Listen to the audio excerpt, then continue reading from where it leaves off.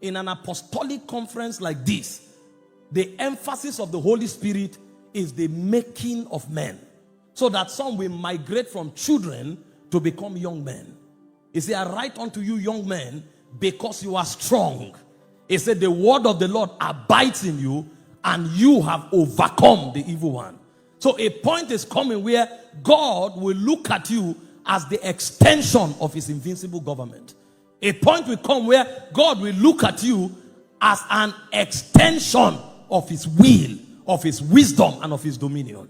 If you don't mature from a child to that point where you become a son standing at the gate to defend the interest of God, it means your creation has little or no implication.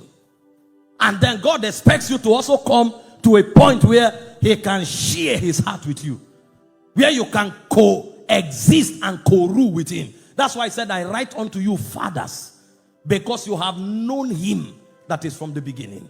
I call this the horizontal and the vertical journey of life. The horizontal journey of life is impact.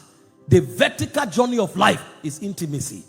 A believer who has begun to mature moves from that place of just waiting for God's supply. He begins to ask questions like, how do I become relevant with you? This is why conferences like this are important. So that as you live here, you will understand when God begins to refine you. You will understand when God begins to work on you and prepare you for a higher calling. Because it's not enough to just wait for God's supply. Even the goat is sustained by God. Even the cow is sustained by God.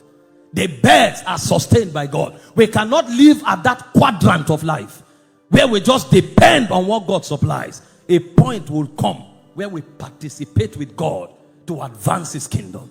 This is why every believer must understand God's purpose, God's plan, and God's program.